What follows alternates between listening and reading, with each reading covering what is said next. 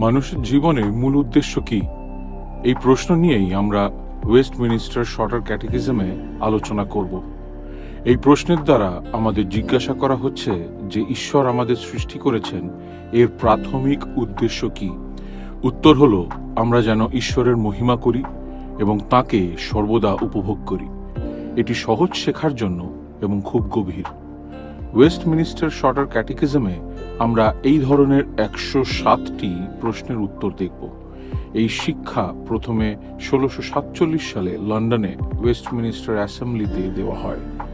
আমরা বিশ্বাস করি এই বাইবেল ভিত্তিক শিক্ষা পৃথিবীর বিভিন্ন প্রান্তে ছড়িয়ে পড়বে এবং বহু সংখ্যক মানুষ এই শিক্ষার মাধ্যমে আশীর্বাদ প্রাপ্ত হবে।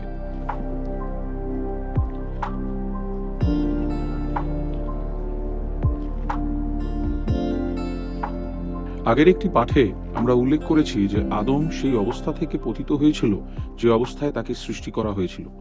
এটি ঘটেছিল ঈশ্বরের বিরুদ্ধে তার পাপের কারণে।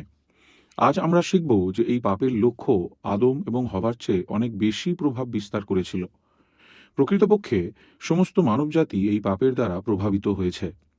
যখন আমরা আজ সংক্ষিপ্ত প্রশ্নোত্তর পর্ব থেকে প্রশ্ন 16 এবং 17 প্রশ্ন দুটি দেখব। আপনার জানা উচিত যে প্রশ্ন 16 থেকে 20 পর্যন্ত প্রত্যেকটি প্রশ্ন এই সত্যকেই সম্বোধন করে। তাহলে আমাদের আজকের পাঠের জন্য প্রশ্ন 17 থেকে কিছু সাহায্য নিয়ে আমরা প্রশ্ন 16তে বিশেষ জোর দেব। প্রশ্ন 16 জিজ্ঞাসা করে, আদমের প্রথম পাপের ফলে কি সমস্ত মানবজাতির পতন ঘটেছিল? উত্তর, আদমের সাথে যে চুক্তি করা হয়েছিল তা কেবল আদমের জন্য ছিল না, কিন্তু তার সমস্ত বংশধরদের জন্যও ছিল। সমস্ত মানবজাতি সাধারণ প্রজন্মের দ্বারা তার থেকে অবতীর্ণ। সে কারণে আদমের প্রথম পাপের দ্বারা তার সমস্ত প্রজন্ম পাপে দোষীকৃত হয়েছিল এবং পতিত হয়েছিল। এবং এখানে উল্লিখিত মৌলিক শব্দগুলি সম্পর্কে আমাদের সাধারণ ধারণা আছে তা নিশ্চিত করার জন্য আসুন নিম্নলিখিত শব্দগুলি লক্ষ্য করি। প্রথমত, চুক্তি। এই শব্দটি 12 নম্বর প্রশ্নে উল্লিখিত নিয়ম স্থাপনকে বা চুক্তিকে বোঝায়। সেই চুক্তি হল জীবনের চুক্তি। ঈশ্বর আদমের সাথে এই চুক্তি স্থাপন করেছিলেন। ঈশ্বর তাকে জীবন দেবার প্রতিজ্ঞা করেছিলেন যদি সে ক্রমাগতভাবে ঈশ্বরের বাধ্য হয়ে জীবনযাপন করে। কখনো কখনো এই চুক্তি কর্মের চুক্তিও বলা হয়। দ্বিতীয় শব্দটি হল বংশধর। এই শব্দটি দ্বারা আদমের বংশধরদের অর্থাৎ তাঁর সন্তানদের বোঝায়। যদিও এই শব্দটি কেবলমাত্র তার নিজের সন্তান কইন এবং হেবলকে বোঝায় না, এটি তার সমস্ত বংশধরকে বোঝায়, অর্থাৎ তার নাতি নাতনি এবং তাদের সন্তানেরা, এবং বাস্তবিক আপনি এবং আমরা সবাই আদমের বংশধর। তৃতীয়ত, এই অভিব্যক্তটি লক্ষ্য করুন, সাধারণ প্রজন্ম। এই শব্দটি উত্তরের একটি গুরুত্বপূর্ণ অংশ, কারণ এটি এমন কিছু স্পষ্ট করে যা দুর্দান্ত অন্তর্দৃষ্টির বিষয়। সাধারণ প্রজন্ম বলতে বোঝানো হয়েছে যে সাধারণ উপায়ে শিশুদের এই পৃথিবীতে আনা হয়। একটি সন্তানের জন্মের জন্য পিতা এবং মাতা উভয়েরই প্রয়োজন। এটি একটি শিশুকে জন্ম দেবার বা উৎপাদন করার স্বাভাবিক বা সাধারণ উপায়। অন্যভাবে বললে এটি সাধারণভাবে বোঝায় যে একটি শিশুকে তখনই গর্ভধারণ করা যায় যখন একজন বাবা এবং একজন মা একত্রিত হয়। আদম এবং হবার পর থেকে সমস্ত মানুষ এই সাধারণ উপায়ে গঠিত হয়েছে, অর্থাৎ প্রতিটি মানুষ কিন্তু ব্যতিক্রম একজন।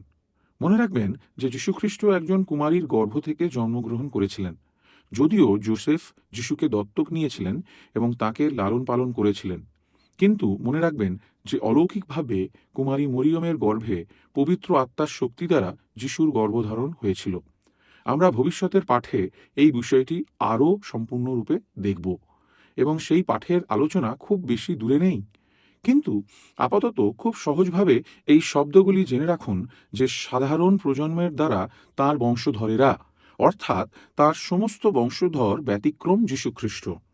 অবশিষ্ট শব্দগুলি প্রায় স্পষ্ট, তাই এখন আমরা পরবর্তী প্রশ্নটি সংক্ষেপে দেখব, যা এই প্রশ্নের চিন্তাকে সম্পূর্ণ করতে সাহায্য করে। পতন শব্দটি এমন কিছুকে বোঝায় যেখানে আদম এবং তার উত্তরসূরিরা পতিত হয়েছিল। সংক্ষিপ্ত ক্যাটেকিজমের 17তম প্রশ্নটি মানবজাতির পতনের ইঙ্গিত দেয়। সে কারণে প্রশ্নটি হল, পতন মানবজাতিকে কোন অবস্থায় নিয়ে এসেছিল? উত্তর, পতন মানবজাতিকে পাপ ও দুর্দশার মধ্যে নিয়ে এসেছিল। অবস্থা শব্দটি লক্ষ্য করুন। আজ এই শব্দটি প্রাথমিকভাবে যে কোনো জমি বা অর্থ বা সম্পত্তির উপরে কারো মালিকানাকে বোঝায়। যাই হোক, এখানে শব্দটি আমাদের সাধারণ অবস্থান বা স্থিতিকে নির্দেশ করে। অন্য কথায় বলতে গেলে পতনের পর থেকে এই পৃথিবীতে এখন আমাদের অবস্থান কি? ঈশ্বরের সামনে এই পৃথিবীতে এখন আমাদের অবস্থান কি? ঈশ্বরের দৃষ্টিতে আমাদের অবস্থান কি? আমাদের বাস্তবতা এখন কি, যেহেতু আদম এবং তার সঙ্গে আমাদেরও পতন হয়েছে? যখন আদমকে সৃষ্টি করা হয়েছিল তখন তাকে একটি বিশেষ মর্যাদার অবস্থান দেওয়া হয়েছিল, অর্থাৎ তাকে ঈশ্বরের সামনে এবং এই পৃথিবীতে একটি বিশেষ মর্যাদা দেওয়া হয়েছিল। সে মঙ্গল এবং অনুগ্রহ দ্বারা পরিবেষ্টিত ছিল। তার শরীর জীবন দ্বারা পরিপূর্ণ ছিল এবং তার কোনো মৃত্যু ছিল না, এবং সে নিরপরাধ ছিল। সে ঈশ্বরের অনুগ্রহে বাস করত। সে তার স্ত্রী এবং সমস্ত সৃষ্টিকে উপভোগ করেছিল। সহজভাবে বলতে গেলে সে একটি উত্তম অবস্থায় ছিল, কিন্তু সে পাপ করেছিল এবং সেই পাপের দ্বারা আদমের সেই অবস্থা থেকে পতন হয়েছিল। এই প্রশ্নটি আমাদের বলে যে সে একটি খারাপ অবস্থার মধ্যে পতিত হয়েছিল, পাপ এবং দুর্দশার মধ্যে পতিত হয়েছিল। আমরা পরবর্তী দুটো প্রশ্ন 18 এবং 19-এ এই বিষয়টিকে আরও সম্পূর্ণভাবে দেখব। কিন্তু আপাতত শুধু মনে রাখবেন যে সম্মান এবং মঙ্গলের অবস্থান থেকে মানুষের পতন হল পাপ এবং দুঃখের একটি অবস্থানে। আজকের পাঠের জন্য প্রশ্ন 17 থেকে কিছু সাহায্য নিয়ে আমরা প্রশ্ন 16-তে বিশেষ জোর দেব। এখানে 3টি বিষয় লক্ষ্য করব। প্রথমত মানবজাতির প্রতিনিধি, দ্বিতীয়ত মানবজাতির পাপ এবং তৃতীয়ত মানবজাতির পতন। প্রথমে মানবজাতির প্রতিনিধি। লক্ষ্য করুন যে উত্তরটি বলে আদমের সাথে যে চুক্তিটি স্থাপন করা হয়েছিল সেটা কেবলমাত্র তার নিজের জন্য নয়, তার বংশধরদের জন্যও। এখন একটি গুরুত্বপূর্ণ সত্য, এটি সত্য যা আপনাকে এবং আমাকে এবং পৃথিবীর অন্য প্রতিটি মানুষকে প্রভাবিত করে। প্রশ্নোত্তর পর্ব এখানে জীবনের চুক্তি বা কর্মের চুক্তির বিষয়ে উল্লেখ করেছে, যা আমরা পূর্বেই বিবেচনা করেছি।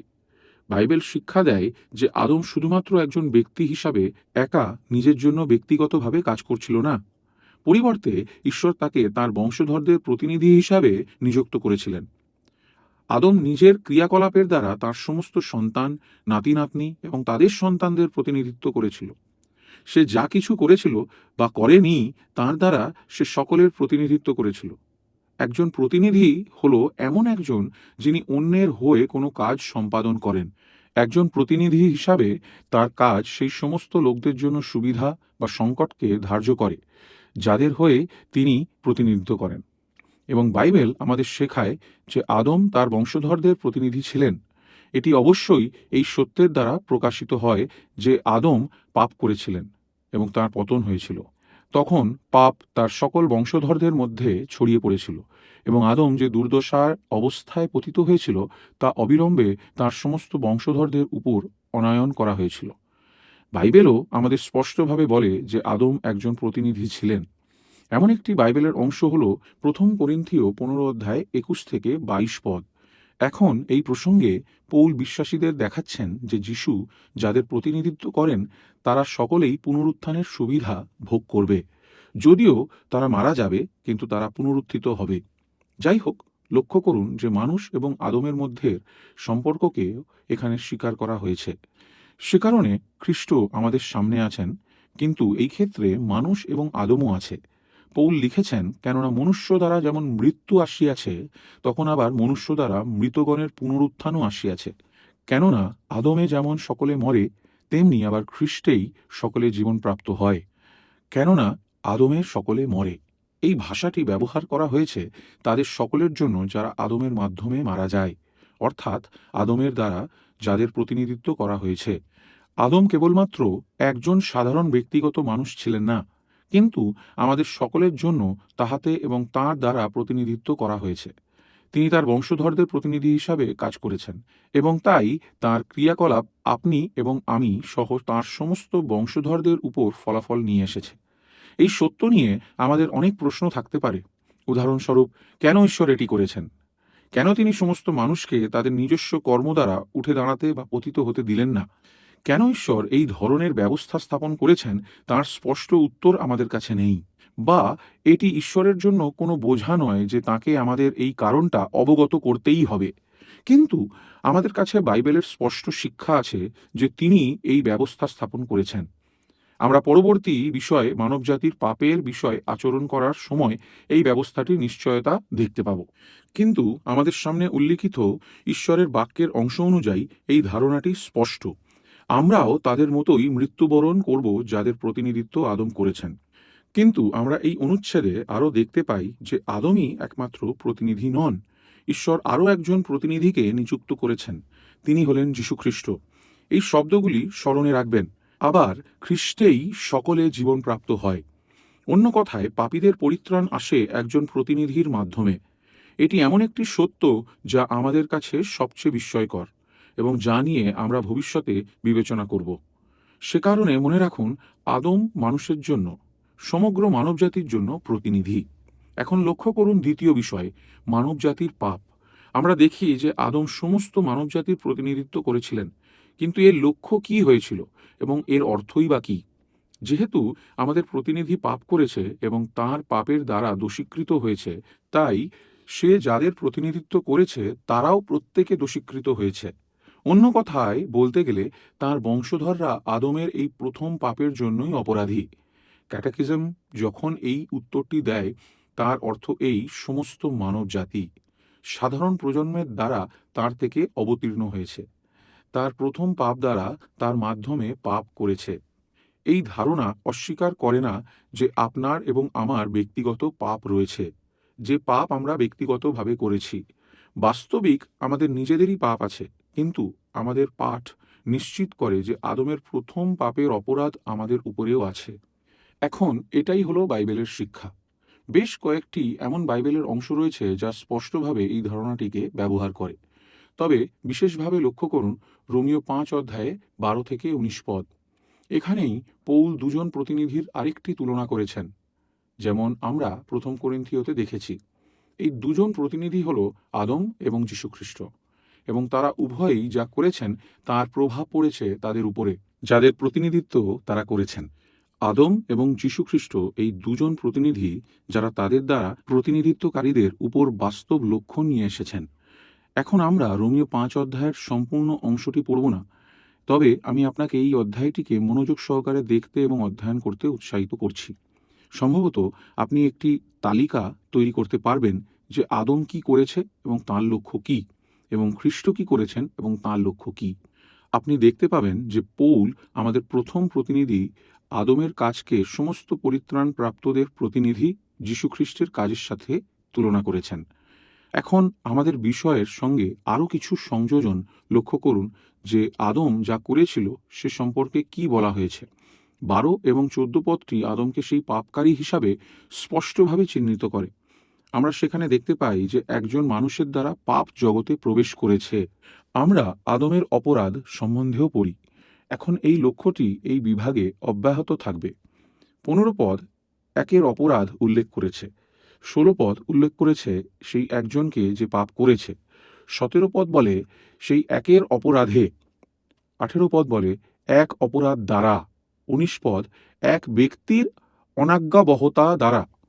কিন্তু লক্ষ্য করুন, এখানে মূল কেন্দ্রবিন্দু হল একজন মানুষ এবং তার একটি কাজ।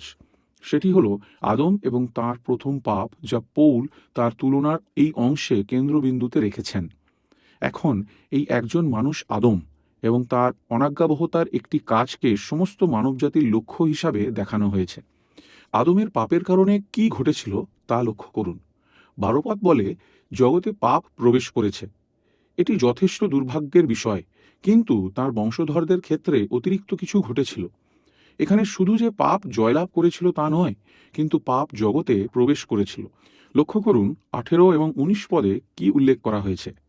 আমরা এখানে পাঠ করি যে এক অপরাধ দ্বারা সকল মানুষের কাছে দণ্ডাজ্ঞা পর্যন্ত ফল উপস্থিত হইল, এবং এক মনুষ্যের অনাজ্ঞাবহতা দ্বারা অনেককে পাপী বলিয়া ধরা হইল।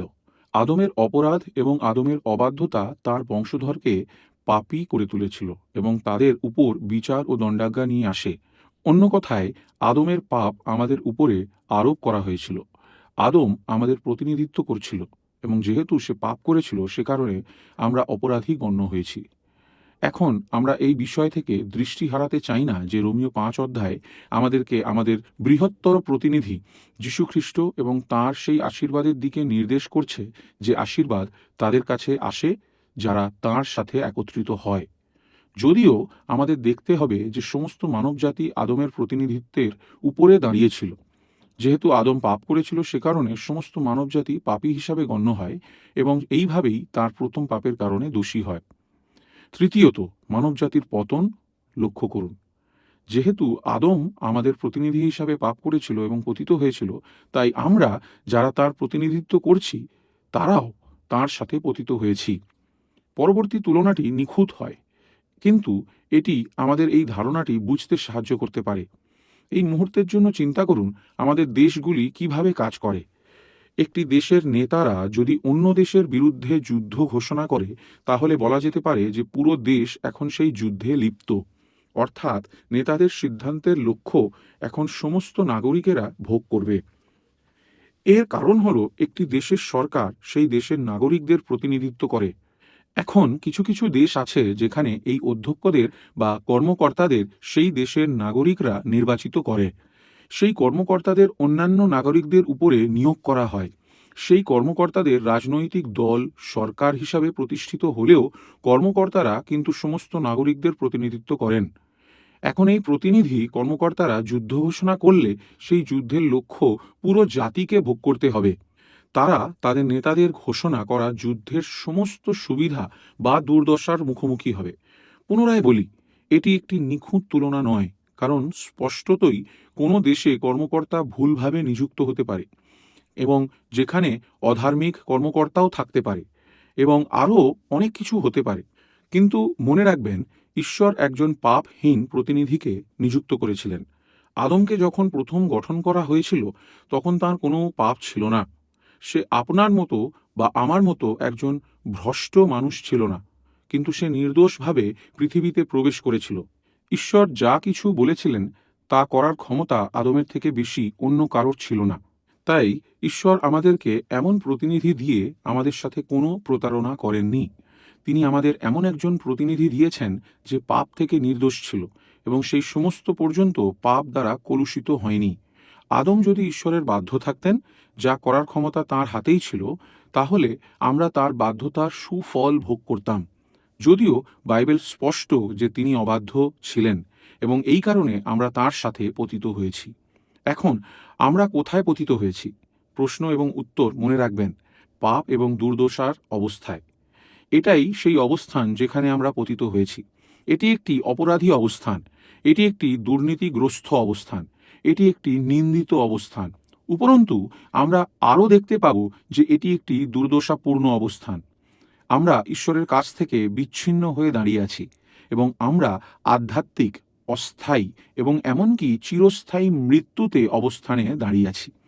সুতরাং প্রকৃতপক্ষেই এটি পাপের অবস্থান, যা আমরা নিজেদের মধ্যে দেখতে পাই, এই জগতের মধ্যে দেখতে পাই, এবং সেই দুর্দশাও যা পুনরায় আমরা নিজেদের মধ্যে দেখতে পাই এবং এই পৃথিবীতেও দেখতে পাই।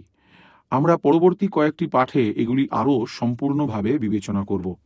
কিন্তু স্পষ্টতই যে অবস্থানে আদম এবং আদমের সঙ্গে আমরা পতিত হয়েছি, এটি একটি শোচনীয় অবস্থান। আমরা যখন আদমের প্রথম অবস্থান, সৌন্দর্য এবং জীবনপূর্ণ বাগান এবং ঈশ্বরের সহভাগিতা এবং অন্যান্য আশীর্বাদগুলির বিষয় বিবেচনা করি, তখন আমাদের আত্মা আনন্দিত হয় এবং আমরা আশ্চর্য হই সেই বিশেষ সুযোগগুলির বিষয় যা আদম উপভোগ করেছিল। কিন্তু যখন আমরা বিবেচনা করি যে আমাদের অবস্থান এখন কি, আমরা আমাদের সেই দুর্দশায় অভ্যন্তরীণভাবে ব্যথিত হই। এই পতিত অবস্থানে এখন আমাদের জন্য অনেক দুঃখ অবধারিত। এটি একটি দুঃখজনক সত্য, কিন্তু এটি একটি সত্য এবং সমস্ত সত্যের মধ্যেই আমাদের জীবনের জন্য কিছু উদ্দেশ্য এবং সুবিধা রয়েছে, যা আমাদের কাছে নিয়ে আসা যেতে পারে। তাই এই পাঠের শেষে যখন আমরা এই পাঠের সত্যতা বিবেচনা করি, আসুন এখন লক্ষ্য করি এটি কিভাবে আমাদের প্রভাবিত করবে। এই রকম একটি কঠিন সত্য থেকে আমরা কিভাবে উপকৃত হতে পারি। যদি আমরা কখনো এই সত্য থেকে উপকৃত হই, আমাদের অবশ্যই এই সত্যটিকে ব্যক্তিগতভাবে স্বীকার করতে হবে। সমস্ত মানবজাতি আদমের মাধ্যমে পাপ করেছিল এবং তার সাথে পতিত হয়েছিল। এর অর্থ হলো আমাকে উপলব্ধি করতে হবে যে আমি আদমের দ্বারা দোষী এবং আমি আদমের দ্বারা পতিত হয়েছি। এর অর্থ হলো যে আপনাকে অবশ্যই স্বীকার করতে হবে যে আপনি আদমের দ্বারা দোষী এবং আপনি আদমের সাথে পতিত হয়েছিলেন। এবং এটি সমগ্র পৃথিবীর জন্য সত্য। এটি একটি সত্যনিষ্ঠ এবং গুরুত্বপূর্ণ সত্য। তবে এটি এমন একটি সত্য যা আমরা স্বাভাবিকভাবে গ্রহণ করতে চাই না। এই সত্যকে আমাদের অবশ্যই গ্রহণ করতে হবে যদি আমরা এই সত্যের দ্বারা উপকৃত হতে চাই। আমরা দেখেছি যে এটি ঈশ্বরের বাক্যের শিক্ষা। ঈশ্বর আদমকে আমাদের প্রতিনিধি হিসাবে নিযুক্ত করেছেন। আমাদের প্রতিনিধি পাপ করেছেন, তার পাপ আমাদের জীবনেও গণনা করা হয়। আমাদের প্রতিনিধি পতিত হলো, আমরাও তার সাথে পতিত হলাম। এর কোনোটাই আমরা পরিবর্তন করতে পারি না। আমরা এটিকে অস্বীকার করতে চাই, কিন্তু আমরা অস্বীকার করতে পারি না, কারণ এটি ঈশ্বরের বাক্যের শিক্ষা। আমাদেরকে একমাত্র যে নিয়ম পরিচালিত করতে পারে সেটি হলো আমরা কিভাবে তাকে মহিমান্বিত করতে পারি এবং উপভোগ করতে পারি। যদি কখনো আমরা ঈশ্বরকে মহিমান্বিত করতে এবং উপভোগ করতে চাই, তবে আমাদের অবশ্যই এই সত্য এবং সত্যকে আমাদের জীবনে প্রয়োগ করার ফলাফলকে দেখতে হবে। এই সত্য আমাদের বলে যে আমাদের নিজেদের মধ্যে কোনো আশা নেই। আমাদের অস্তিত্বের প্রথম থেকেই আমরা অপরাধী। এর কারণ হলো আমাদের প্রথম পিতা আদম আমাদের প্রতিনিধি ছিলেন এবং তিনি যখন পাপ করেছিলেন তখন সাধারণ জন্মের দ্বারা তার থেকে নেমে আসা সমগ্র মানবতা তার মাধ্যমে পাপ করেছিল। অন্যভাবে বলতে গেলে আমরা অপরাধী। এমনকি আদমের সময় থেকে আমরা অপরাধী। সমগ্র মানবজাতি ঈশ্বরের ব্যবস্থা দ্বারা অপরাধী এবং তিরস্কৃত। আমাদের কাছে এমন কোনো সম্পদ নেই যার দ্বারা আমরা ঈশ্বরের কাছে ফিরে যেতে পারি। আমরা যে অবস্থানে পতিত হয়েছিলাম সে সম্পর্কে যদি আমরা চিন্তা করি, এটি পাপ এবং দুর্দশার অবস্থান। আমাদের চারপাশে এমন কিছু নেই যা ধরে আমরা উপরে উঠতে পারি।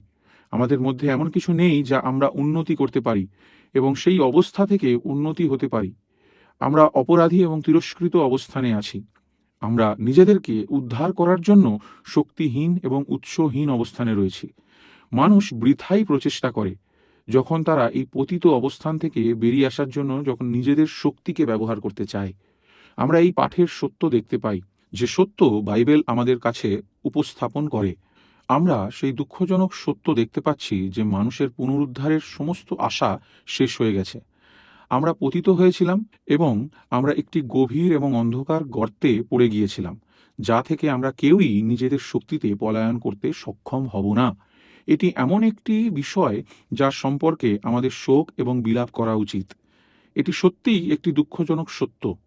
এটি এই পৃথিবীর প্রত্যেককে প্রভাবিত করে, কারণ সমস্ত মানবজাতি আদমের বংশধর। যদিও এই সত্যের আলোকে আমাদের আরও অনেক কিছু করা উচিত, কিন্তু অবশ্যই আমাদের আদমের পতনের প্রভাবের জন্য বিলাপ করা উচিত। কিন্তু আমাদের কেবলমাত্র শোক করলেই চলবে না। আমাদের অবশ্যই এই সত্যটি মেনে নিতে হবে যে আমাদের নিজস্ব কোনো কাজই আমাদের এই অবস্থা থেকে পুনরুদ্ধার করতে পারবে না। যদি কখনো আমাদের পুনরুদ্ধার করতে হয়, তবে একমাত্র সেই আমাদের পুনরুদ্ধার করতে পারবে যার কখনো পাপের কারণে পতন হয়নি। আমরা এই বিষয়টা এইভাবে ভাবতে পারি। আমরা কল্পনা করতে পারি যে আমরা সকলে আদমের সাথে একটি বিশাল গর্তের নিচে আটকে আছি, যেখান থেকে কেউ পালাতে পারবে না। সেই গর্ত থেকে বের করে আনার একমাত্র আশা হলো যিনি এখনো গর্তর বাইরে আছেন, তিনিই এসে আমাদের উদ্ধার করবেন। ঈশ্বরের প্রশংসা করুন, কারণ আমরা দেখেছি এমন একজন আছেন যিনি পতিত হননি। আদমের একজন বংশধর আছেন যিনি সাধারণ প্রজন্মের মাধ্যমে অবতীর্ণ হননি। সে কারণে একজন আছেন যিনি আদমের প্রথম পাপের জন্য দোষী নন। এমন একজন আছেন যিনি ধার্মিকতা বিহীন নন, এবং তিনি হলেন যীশুখ্রিস্ট। যীশুখ্রিস্ট আদমের একজন বংশধর যিনি সাধারণ প্রজন্মের উপায়ে পৃথিবীতে আসেননি। তাকে অতি প্রাকৃতিকভাবে গর্ভধারণ করা হয়েছিল। তিনি অলৌকিকভাবে কুমারী গর্ভে জন্মগ্রহণ করেছিলেন। তিনি আদমের একমাত্র বংশধর যিনি আদমের প্রথম পাপের জন্য দোষী নন। তিনিই একমাত্র যিনি আদমের পাপের জন্য এবং মানুষের নিজের পাপের প্রাপ্য দোষ থেকে মানুষকে রক্ষা করতে সক্ষম। যীশুখ্রিস্ট সমস্ত মানবজাতির একমাত্র আশা। আমাদের প্রতিনিধি আদমের প্রথম পাপের কারণে যেমন আমাদের নিন্দা করা হয়, যদি কখনো আমরা পরিত্রাণ পাই, সেই পরিত্রাণ আসে আমাদের দ্বিতীয় প্রতিনিধি যীশুখ্রিস্টের কার্যের দ্বারা। আমরা কৃতজ্ঞ, কারণ বাইবেল আমাদের এই মহান ত্রাণকর্তা সম্পর্কে অনেক কিছু বলে। আমরা আরও কৃতজ্ঞ যে ভবিষ্যতের পাঠে আমরা এই যীশুখ্রিস্ট সম্পর্কে আরও শিখব, যে তিনি কে, তিনি জীবন্ত ঈশ্বরের পুত্র এবং তিনি একজন নারীর গর্ভে জন্মগ্রহণ করেছিলেন এবং প্রাকৃতিকভাবে নয় কিন্তু অপ্রাকৃতিকভাবে জন্মেছিলেন, এবং তিনি নিষ্পাপ এবং নিখুঁত ছিলেন, এবং আমাদের পূর্ববর্তী পাঠ অনুযায়ী তিনি আদমের বংশধর, যিনি সাধারণ উপায়ে নয় কিন্তু অসাধারণ উপায়ে অবতীর্ণ হয়েছিলেন, এবং সেই কারণে তিনিই একমাত্র আমাদের উদ্ধার করতে সক্ষম, যারা আদমের সাথে পাপ এবং দুর্দশায় এই ভয়ঙ্কর অবস্থানে পতিত হয়েছিল। আমাদের পরবর্তী পাঠে আমরা আরও বিশেষভাবে এই অবস্থানের দিকে নজর দেব, যাতে আমরা আরও ভালোভাবে বুঝতে পারি যে আদমের সাথে পাপ এবং দুর্দশার এই অবস্থানে পতিত হওয়া কতটা ভয়ঙ্কর বিষয়। এটি আমাদের নিজেদের পরিস্থিতিকে আরও ভালোভাবে উপলব্ধি করতে সাহায্য করে এবং নিজেদের জীবনে খ্রিস্টের প্রয়োজনীয়তাকে আরও সম্পূর্ণরূপে উপলব্ধি করতে সাহায্য করবে। পরবর্তী পাঠ আমাদের এটাও ব্যাখ্যা করতে সাহায্য করবে যে কেন এই পৃথিবীতে এত কিছু আছে ভগ্ন, মন্দ এবং ভ্রষ্ট, এবং এই পাঠ আমাদের দেখাবে যে মানবজাতির জন্য একজন ত্রাণকর্তার কত বড় প্রয়োজন, একমাত্র যিনি আমাদের উদ্ধার করতে সক্ষম। তিনি এই পৃথিবীতে এসেছিলেন এবং তার কাজ দ্বারা আমাদের উদ্ধার করেছেন। এই বিষয়গুলির জন্য আমরা ঈশ্বরের প্রশংসা করি। তিনি আমাদের এই সমস্ত আলোচনা দ্বারা আশীর্বাদ করুন। ওয়েস্টমিনিস্টার শর্টার ক্যাটেকিজমের শিক্ষাকে শোনার জন্য আপনাকে ধন্যবাদ জানাই। আমরা বিশ্বাস করি যে এই শিক্ষার মাধ্যমে আপনারা আশীর্বাদ পেয়েছেন। আসুন আমরা প্রার্থনা করি যেন এই শিক্ষা পৃথিবীর বিভিন্ন মানুষের কাছে পৌঁছাতে পারে এবং আশীর্বাদের কারণ হতে পারে।